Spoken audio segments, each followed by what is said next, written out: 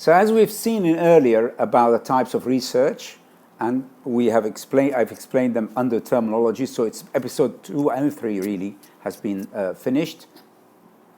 Now I'm going to move on to episode 4, and we're talking about out of 10. In this one, I am going to talk about research questions and hypotheses, which are the two elements which are required from the researcher when you are doing research methodology. You need to be putting forward these research questions and hypotheses. And of course, these are relating to the what, how, where, why, when, all these questions that are available in front of you. So the research questions should be, or should state really, when you are writing them down, they should state the specific purpose of your research.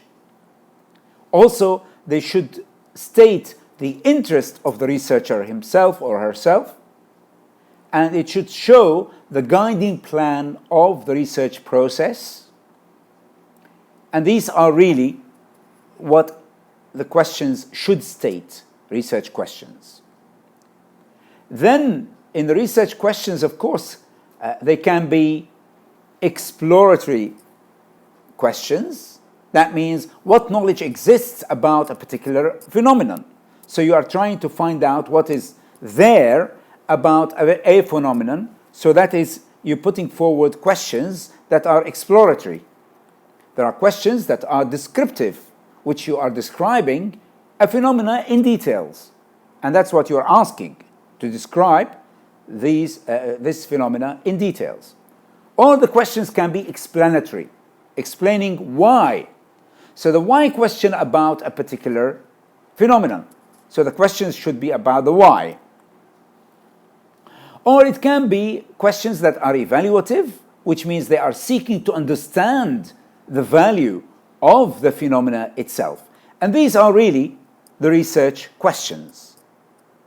Now, when we move on to the second part, which is the hypotheses, research hypotheses. In plural, it's ES. In singular, it's IS. And in the hypothesis here, the first one, which we are talking about here, we are looking at the descriptive hypothesis, which means you are trying to generalize. So you say, for example, all X's have features F or belong to class Y. Of course, X and F and Y are just signs. You need to replace them with, for example, all concepts have features such as blah, blah, blah. Or all translators have whatever. So you are actually replacing the X and the F and the Y and the classification of it.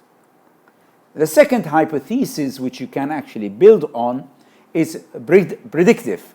Predictive hypothesis. If it's singular, you say hypothesis. If it's plural, you say hypotheses. So here, predictive hypothesis is to test in conditions, A, B, C, for example, X will tend to occur.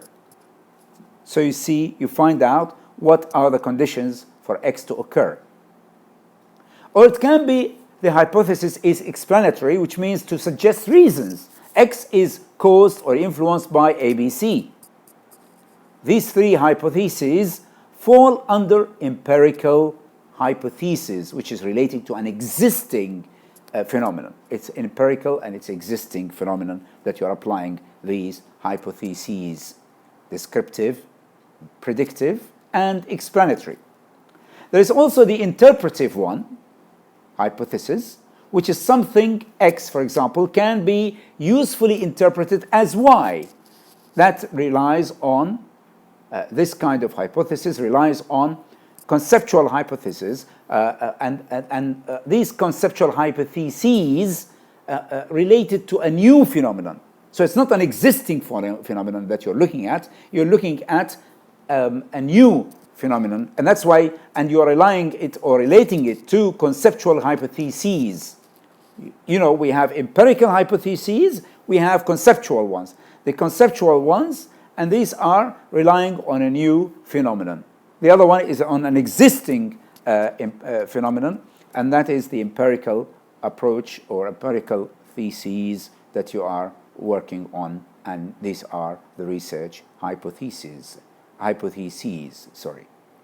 So research hypotheses consist of 4 types: descriptive, predictive, explanatory, and all these 3 are under empirical, and they are related to existing phenomena. And that's why you look at, in the first one, you look at all X have features such as blah, blah, blah, or they belong to a class Y.